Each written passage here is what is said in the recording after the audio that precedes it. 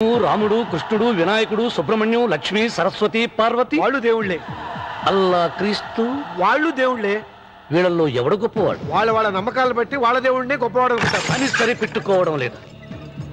మా దేవుడు గొప్ప, మా మతం గొప్ప అని ఒకరినొకరు నరుక్కుని చూస్తున్నారు. నిజంగా దేవుడనేవాడుంటే కొంతమందికి ఎందుకు అన్నం దొరకడం లేదు? కొంతమంది చిన్న వయసులోనే విధవరాళ్ళు ఎందుకు అవుతున్నారు? కొంతమంది పశ్చిమలోనే తల్లిదండ్రులు ఎందుకు పోగొట్టుకుంటున్నారు? అది వాళ్ళ కర్మ. కర్మ అంటే పూర్వజన్మలో చేసుకున్న పాపం. ఆ పాపం నుంచి నీ దేవుడు కూడా వాళ్ళని రక్షించలేడా? రక్షించలేడు. అటువంటప్పుడు నీ దేవుడికి పూజలు ఎందుకు చెయ్యాలిరా?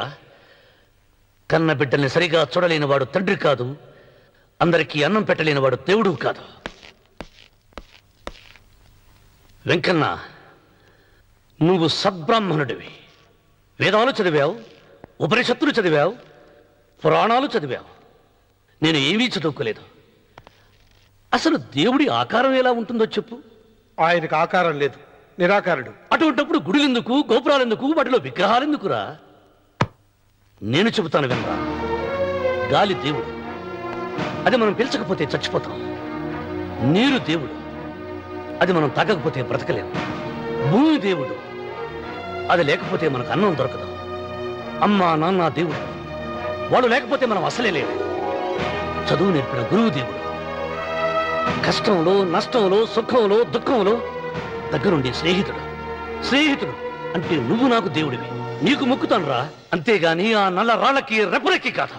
అంటే గుడి మెట్లకి మొక్కే వాళ్ళంతా మూర్ఖులా? నైవేద్యం పెట్టి నమస్కారాలు చేసే వాళ్ళంతా పిచ్చివాళ్ళ?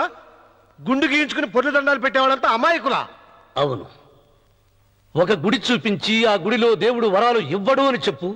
ఆ గుడి మెట్లలో ఒక్క మెట్టు కూడా ఎవడో ఎక్కడ. నైవేద్యం పెడతారన్నావు కదూ, ఎందుకో తెలుసా? పెట్టిన క్షీరాన్నాలు, దద్దోజనాలు, పులిహోరాలు మనం మెక్కుతామని తెలిసి, అదే దేవుడు తింటాడని తెలిస్తే శనగ చెక్క, ఒక బెల్లపు ముక్క కూడా పెట్టర్రా. వెంట్రుకలు ఇస్తారన్నావు కదూ, దేనికి? మళ్ళీ ములుస్తాయన్న ధైర్యంతో గుండు గుట్టించుకున్నాక జన్మలో ఒక్క వెంట్రుక కూడా మొలవదు అని చెప్పు. ఒక్కడు కూడా గుండు గుట్టించుకోడు. ఒరే రావుడు, గీతలో శ్రీకృష్ణుడు ఏం చెప్పాడో తెలుసా? చిచి, 16,000 మంది గోపికలతో సరసం, 8 మంది పెళ్లాలతో కాపురం చేసిన కృష్ణుడు ఎలా వేల్పు? వాడు చెప్పిన గీత మన తల రాత. వెంకన్న, నా దృష్టిలో భగవంతుని పూజించే వాళ్ళు 2 రకాలు. భయంతో పూజలు చేసేవాళ్ళు, ఆశతో మొక్కేవాళ్ళు. పాపం చేశాం, ఆయనకు దండం పెట్టి చేసిన పాపాన్ని ఏదో ఒక రూపంలో హుండీలో వేసేద్దామనుకునే వాళ్ళు మొదటి రకం. మొక్కితే ఏదో దక్కుతుందని ఆశపడేవాళ్ళు 2వ రకం. నా భూమి నేను సొంతం చేసుకున్నాను కాబట్టి అది పాపం కాదా? భయం లేదు, ఏదో అయిపోవాలనే ఆశ, తపన నాకు లేదా? ఈ రామన్న చౌదరి నిన్న జరిగింది మర్చిపోడు, నేడు జరగాల్సింది వాయిదా వేయడు, రేపటి గురించి ఆలోచించడు. వాస్తు పురుష దేవతాభ్యో నమః. ధ్యాయామి, ధ్యానం సమర్పయామి, ఆవాహయామి,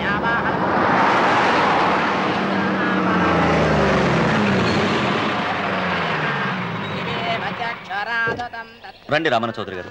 నా పేరు వెంకటరావు, నేను సివిల్ ఇంజనీర్ని. మీరు ఎంతో గొప్ప మనసుతో బోల్డ్ అంత పొలం పోగొట్టుకుని 6 మైళ్ళ రోడ్డు వేద్దాం అనుకున్నారు. కానీ ఇప్పుడు మీ పొలంతో అవసరం లేకుండా గవర్నమెంటే రోడ్డు శాంక్షన్ చేసింది. ఆ ఆలయం కూడా పడగొట్టక్కర్లేదండి. చెరువుకు అడ్డంగా వంతెన నిర్మిస్తున్నారు. 2 మైళ్ళ దూరం కూడా తగ్గుతుంది.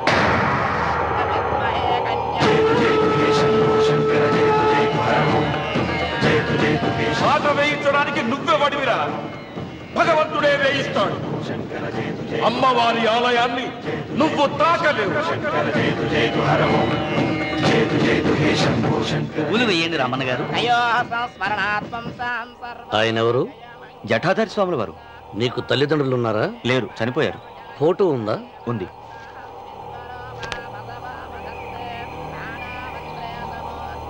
తల్లిదండ్రులను పూజించు, బాగుపడతావు. జడలు మీసాలు ఉన్న వాళ్ళని కాదు.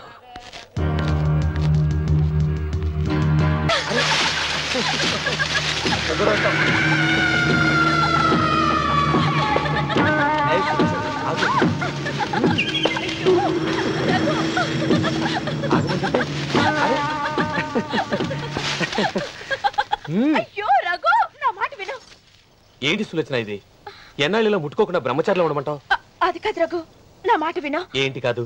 ఇంతకీ మన ప్రేమ విషయం మీ నాయనంతో చెప్పావు లేదా? లేదు. చెప్పో, నీ వల్ల కాదు. నేనే మా నాన్నతో మన ప్రేమ సంగతి చెప్పేస్తాను. ఏమొద్దు, నేను చెప్పేస్తాను. నువ్వు ఊరుకో. నేను చెప్పేస్తాను.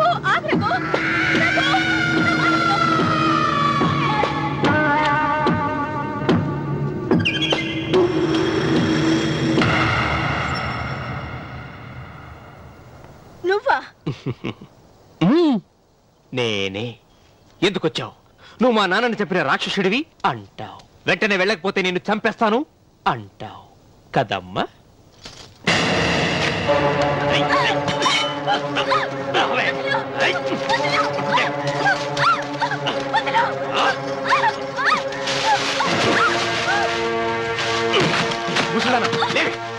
చెప్పు, వీళ్ళ నాన్నని చంపింది ఎవరు? నేనా? నేను చంపానా? నిజం చెప్పు. చెప్పు, ఎవరు చంపారు? ఎవరు చంపారు? చెప్పు.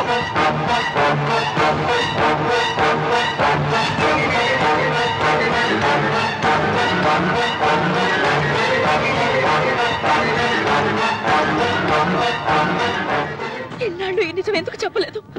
నీ ప్రాణం కాపాడడానికి. నీకు నిజం తెలిస్తే నిన్ను చంపేస్తాడేమోనని భయంతో నీకు చెప్పుండదు. పాపానికి ప్రాయశ్చిత్తం కావాలమ్మా. దానికి మార్గం నేను చెప్తాను. మనం ప్రతీకారం తీర్చుకోవాలి.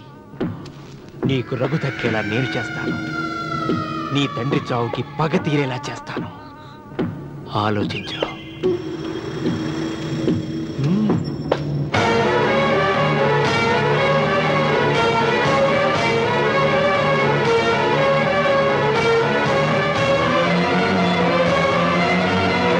నేను నమ్మను. మా నాన్న దేవుడు. మా తాతయ్యకు జరిగిన అన్యాయానికి ప్రతీకారంగా పొలాలు స్వాధీనం చేసుకున్న మాట నిజమే, కానీ హత్యలు చేసే అంత దుర్మార్గుడు కాదు మా నాన్న.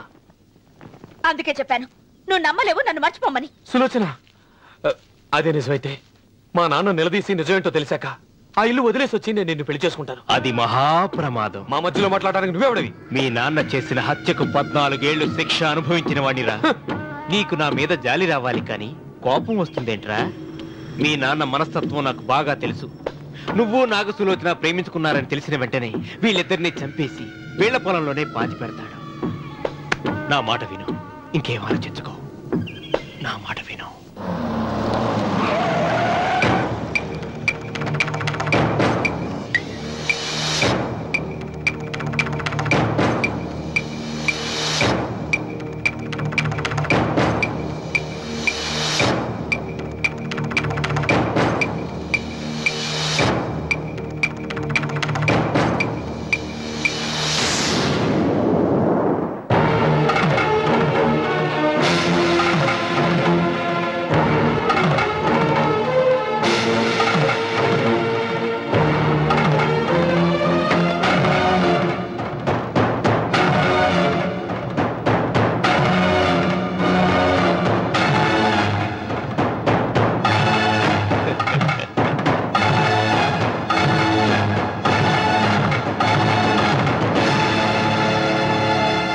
అన్నయ్య నమస్కారం. వీధి గుమ్మం వైపుకైతే నువ్వు రావని పెరటి గుమ్మం వైపుకు నేనే తీసుకుని వచ్చాను. మీ నాన్న ఇచ్చే ముష్టి డబ్బుతో బ్రతికి నాగసులోచనని ప్రేమించావు. మీ నాన్న ఈ పెళ్లికి ఒప్పుకోడు కదరా అన్నాను. లేచిపోతావు అన్నాడు. లేచిపోతే మీ నాన్న పరువు ఏమవుతుందని నేనే దగ్గరుండి ఈ పెళ్లి జరిపించానన్నయ్య. వాళ్ళ నాన్నను చంపిన పాపానికి ఈ మాత్రం పుణ్యం చేయాలి కదా. వాళ్ళ నాన్నని ఎవరు ఎక్కడ ఎలా చంపారన్నది నేను ఎవ్వరితో చెప్పలేదు. నీ బాధ నాకు అర్థమైంది అన్నయ్య, నీ బాధ నాకు అర్థమైంది. రేయ్, ఏంట్రా అలా చూస్తూ నిలబడ్డారు? వచ్చి కాళ్ళ మీద పడి ఆశీర్వాదం తీసుకోండి.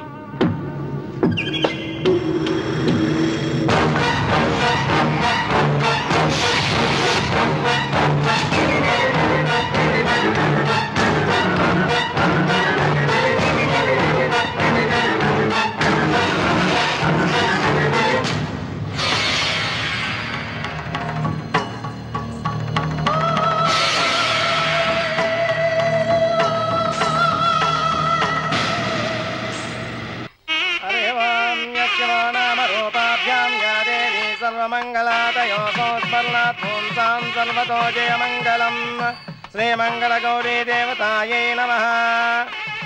అమ్మా తమ రెండో కోడను కూడా తీసుకొచ్చి కూర్చోబెట్టండి. అలాగే. లంబోదరాంగ్రద్వయమంబగ శ్రీ సర్వస్వామ్యం.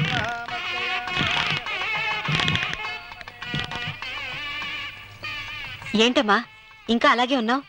నువ్వు ఈ పూజకి ఏర్పాటు చేయమంటేనేగా మీ మామగారికి ఇష్టం లేకపోయినా ఒప్పించాను. అందరూ వచ్చేసారు. చీర మార్చుకుంటా. నాకున్న చీరల్లో ఇదే మంచిది. నా దగ్గర పట్టు చీరను తీసుకో. మీరు కట్టి విడిచిందా? లేదమ్మా, కొత్త పట్టు చీర ఉంది. వద్దులేండి. పోనీ నాగలైనా పెట్టుకోమా. మీరు పెట్టుకోక మిగిలినవా?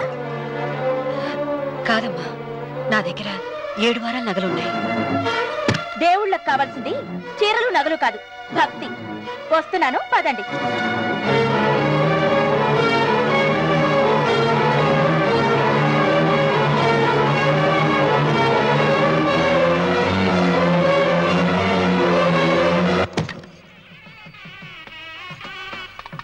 అమ్మా రెండో కోడను త్వరగా తీసుకురండి. ఈ హోరలోనే వ్రతం పూర్తి చేస్తే చాలా మంచిది. రఘు ఇట్రా. ఏంటమ్మా? వెళ్ళి సులోచన త్వరగా తీసురా. అలాగే.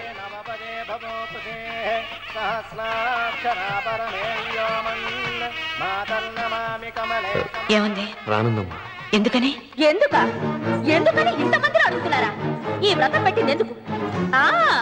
నా పెద్ద కోడలు కోటీశ్వరరాలు, అందుకే 25,000 రూపాయల పట్టు చీర కట్టుకుని 10 లక్షల రూపాయల బంగారం ఒంటి మీద వేసుకుందని గొప్పగా చూపించి నా రెండో కోడలు ఏమీ లేదన్న నమ్మకానికి కదా. మాట్లాడక. అమ్మా నీ కొత్త పట్టు చీర నగలు తనకి ఇవ్వమ్మా. ఇస్తానన్నారా? తానే వద్దండి. అయ్యో అయ్యో అయ్యో, ఎంత అబద్ధం! ఇస్తానన్నారా? మీరు ఇస్తానన్నారా? చూసారా చూసారా ఎంత అబద్ధం ఆడుతున్నారు? నీ మొహానికి ఈ నేత చీర వస్తున్నాడు చాలే అనలేదు. నాగసులోచన, మీరు అలా అన్నారని ఈ ఇంటి మూలంగా చచ్చిపోయిన మా నాన్న మీద ఒట్టేసి చెప్తున్నారు. మీరు మీ ఆయన మీద ఒట్టేసి చెప్పండి. నేను మా ఆయన మీద ఒట్టేసి చెప్తున్నా. ముత్తైదువులను పిలిపించింది పసుపు కుంకుమలు గాజులు ఇచ్చి పంపటానికి గాని ఈ ఇంటి 4 గోడల మధ్య జరిగిన దానికి సాక్ష్యాలు రుజువులు ఇప్పించి పంపటానికి కాదు. నాగసులోచన, ఈ ఇంటికి 2 సింహద్వారాలున్నాయి. దేవుడిని ప్రేమించే వాళ్లకు ఒక గుమ్మం, దేవుడిని ద్వేషించే వాళ్లకు 2వ గుమ్మం. నీ ఇష్టం వచ్చిన గుమ్మం వైపు నువ్వు వెళ్ళవచ్చు.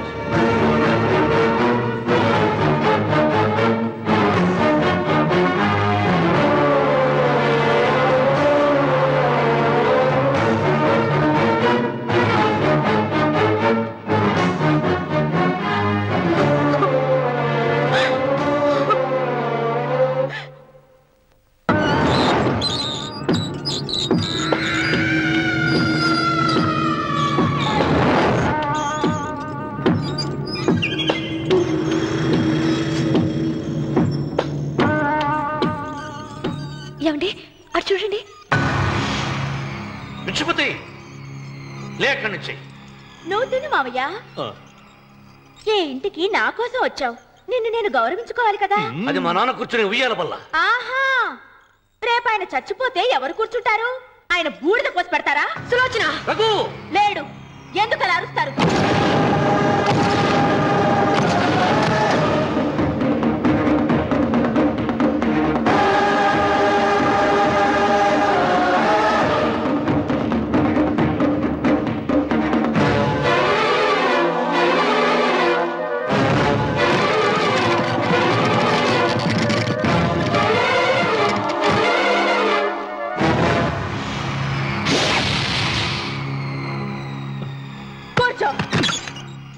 నువ్వు ఈ ఉయ్యాల బల్ల నుంచి లేచావంటే నన్ను చంపుకు తిన్నట్టే. అన్వర్,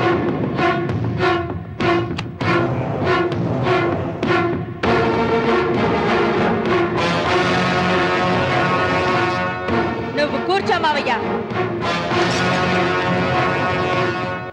సులోచన, బుద్ధి లేకుండా ప్రవర్తించకు. వేప చెట్టుకు పాలు పోసి పెంచినా అది చేదుగానే ఉంటుంది, కానీ తీయగా మారదని ఆయన ఎన్నిసార్లు చెప్పినా ఆయన మాట వినకుండా నీ అడుగులకు మడుగులెత్తాను. ఆయన ఎవరనుకుంటున్నావు? ఈ ఇంటికి పెద్ద. దేనిలో పెద్దండి? హత్యలు చేయడంలోనా? పక్కవాడ పొలాలు ఆక్రమించుకోవడంలోనా? వీధిలోకి వెళ్లి పసిబిడ్డని అడిగినా చెప్తాడు ఆయన ఎంతటి నీచుడో హంతకుడోనని.